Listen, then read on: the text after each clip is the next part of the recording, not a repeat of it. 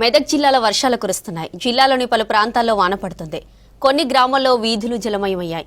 రాకపోకలకు జనం ఇబ్బంది పడుతున్నారు.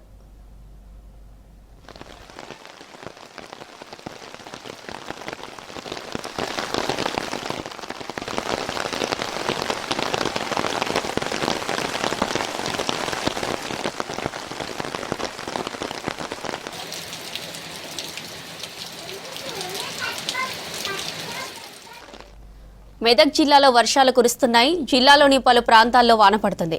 కొన్ని గ్రామాల్లో వీధులు జలమయమయ్యాయి. రాకపోకలకు జనం ఇబ్బంది పడుతున్నారు.